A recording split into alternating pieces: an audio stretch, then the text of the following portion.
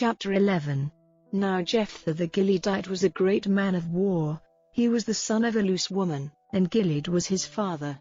And Gilead's wife gave birth to sons, and when her sons became men, they sent Jephthah away, saying, "You have no part in the heritage of our father's house, for you are the son of another woman." So Jephthah went in flight from his brothers and was living in the land of Tob, where a number of good-for-nothing men, joining Jephthah, went out with him on his undertakings.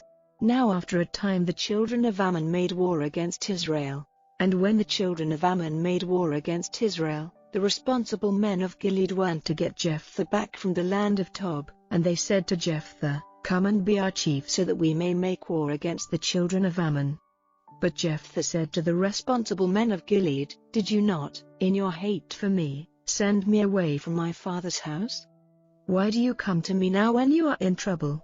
And the responsible men of Gilead said to Jephthah, "That is the reason we have come back to you, so go with us and make war against the children of Ammon, and we will make you our head over all the people of Gilead."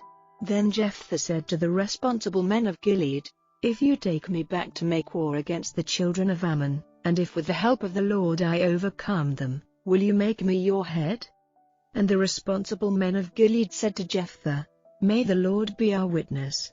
We will certainly do as you say." So Jephthah went with the responsible men of Gilead, and the people made him head and chief over them. And Jephthah said all these things before the Lord in Mizpah. Then Jephthah sent men to the king of the children of Ammon, saying, "What have you against me that you have come to make war against my land?" And the king of the children of Ammon said to the men sent by Jephthah, "Because Israel, when he came up out of Egypt, took away my land, from the Arnon as far as the Jabbok and as far as Jordan, so now, give me back those lands quietly." And Jephthah sent again to the king of the children of Ammon, and said to him, "This is the word of Jephthah, Israel did not take away the land of Moab or the land of the children of Ammon, but when they came up from Egypt, Israel went through the wasteland to the Red Sea and came to Kadesh. Then Israel sent men to the king of Edom saying, 'Let me now go through your land,' but the king of Edom did not give ear to them. And in the same way he sent to the king of Moab, but he would not, so Israel went on living in Kadesh. Then he went on through the wasteland and round the land of Edom and the land of Moab, and came by the east side of the land of Moab, and put up their tents on the other side of the Arnon. They did not come inside the limit of Moab, for the Arnon was the limit of Moab. And Israel sent men to Sihon, king of the Amorites, the king of Heshbon, and Israel said to him, 'Let me now go through your land to my place.' But Sihon would not give way and let Israel go through his land, and Sihon got together all his people, and put his army in position in Jahaz, and made war on Israel. And the Lord, the God of Israel, gave Sihon and all his people into the hands of Israel, and they overcame them. So all the land of the Amorites, the people of that land, became Israel's. All the limit of the Amorites was theirs, from the Arnon as far as the Jabbok and from the wasteland even to Jordan. So now the Lord, the God of Israel, has taken away their land from the Amorites and given it to his people Israel. Are you then to have it? Do you not keep the lands of those whom Chemosh your God sends out from before you? So we will keep all the lands of those whom the Lord our God sends out from before us. What? Are you any better than Balak, the son of Zippor, king of Moab? Did he ever take up a cause against Israel or make war against them? While Israel was living in Heshbon and its daughter towns and in Aroer and its daughter towns and in all the towns which are by the side of the Arnon, for 300 years, why did you not get them back at that time? So I have done no wrong against you, but you are doing wrong to me in fighting against me. May the Lord, who is judge this day, be judge between the children of Israel and the children of Ammon."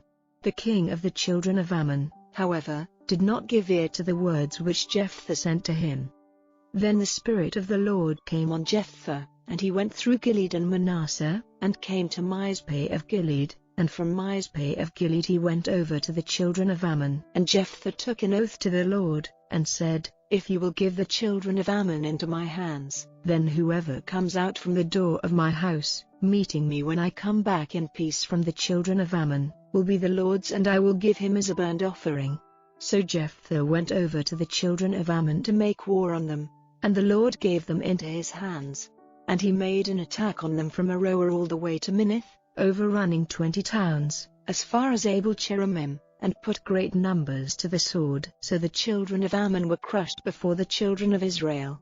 Then Jephthah came back to his house in Mizpah, and his daughter came out, meeting him on his way with music and with dances. She was his only child. He had no other sons or daughters. And when he saw her he was overcome with grief, and said, "Ah, my daughter, I am crushed with sorrow, and it is you who are the chief cause of my trouble, for I have made an oath to the Lord and I may not take it back." And she said to him, "My father, you have made an oath to the Lord, do then to me whatever you have said, for the Lord has sent a full reward on your haters, on the children of Ammon." Then she said to her father, "Only do this for me, let me have 2 months to go away into the mountains with my friends, weeping for my sad fate." And he said, "Go then."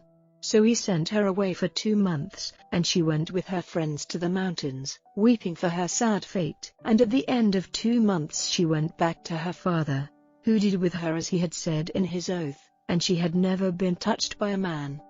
So it became a rule in Israel, for the women to go year by year sorrowing for the daughter of Jephthah the Gileadite, 4 days in every year. Chapter 12. Now the men of Ephraim came together and took up arms and went over to Zaphon, and they said to Jephthah, "Why did you go over to make war against the children of Ammon without sending for us to go with you? Now we will put your house on fire over you." And Jephthah said to them, "I and my people were in danger, and the children of Ammon were very cruel to us, and when I sent for you, you gave me no help against them. So when I saw that there was no help to be had from you, I put my life in my hand and went over against the children of Ammon. And the Lord gave them into my hands. Why then have you come up to me this day to make war on me?" Then Jephthah got together all the men of Gilead and made war on Ephraim, and the men of Gilead overcame Ephraim. And the Gileadites took the crossing places of Jordan against the Ephraimites. And when any of the men of Ephraim who had gone in flight said, "Let me go over," the men of Gilead said to him, "Are you an Ephraimite?" And if he said, "No," then they said to him, "Now say Shibboleth," and he said Sibboleth, and was not able to say it in the right way. Then they took him and put him to death at the crossing places of Jordan, and at that time 42,000 Ephraimites were put to death. Now Jephthah was judge of Israel for 6 years. And Jephthah the Gileadite came to his death, and his body was put to rest in his town, Mizpeh of Gilead. And after him, Ibizan of Bethlehem was judge of Israel. He had 30 sons, and 30 daughters whom he sent to other places, and he got 30 wives from other places for his sons. And he was judge of Israel for 7 years. And Ibizan came to his death and his body was put to rest at Bethlehem.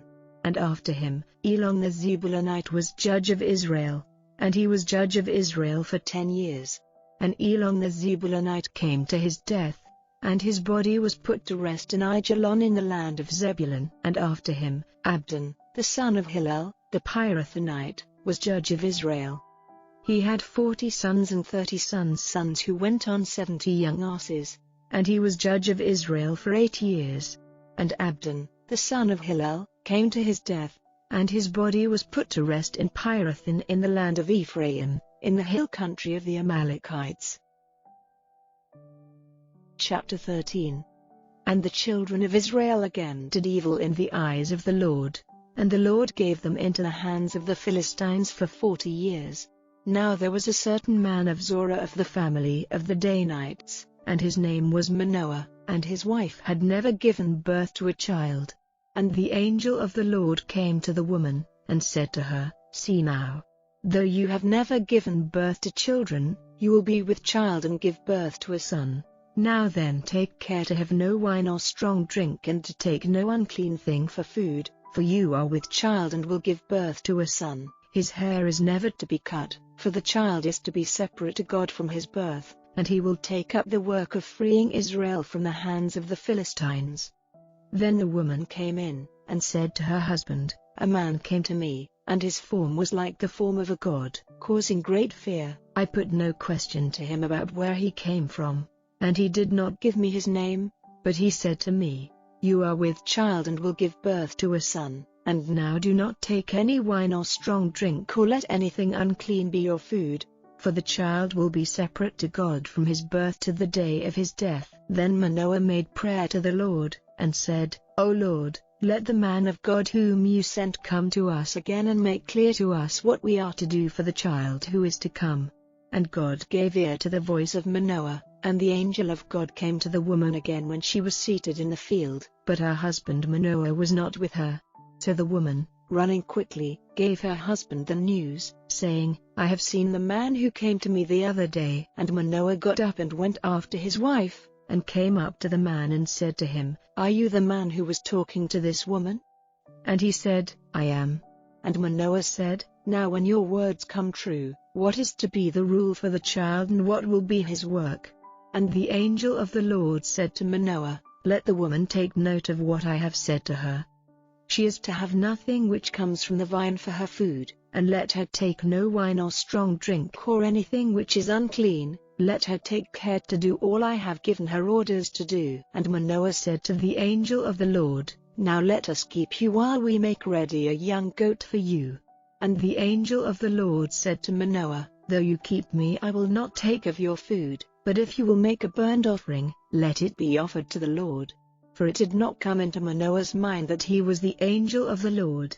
Then Manoah said to the angel of the Lord, "What is your name, so that when your words come true we may give you honor?" But the angel of the Lord said to him, "Why are you questioning me about my name, seeing that it is a wonder?" So Manoah took the young goat with its meal offering, offering it on the rock to the Lord, who did strange things. And when the flame went up to heaven from the altar, the angel of the Lord went up in the flame of the altar, while Manoah and his wife were looking on, and they went down on their faces to the earth. But the angel of the Lord was seen no more by Manoah and his wife. Then it was clear to Manoah that he was the angel of the Lord. And Manoah said to his wife, "Death will certainly be our fate, for it is a God whom we have seen." But his wife said to him, "If the Lord was purposing our death, he would not have taken our burnt offering and our meal offering, or have given us such orders about the child." So the woman gave birth to a son, and gave him the name Samson. And he became a man, and the blessing of the Lord was on him. And the Spirit of the Lord first came on him in Mahaneh-dan, between Zorah and Eshtaol,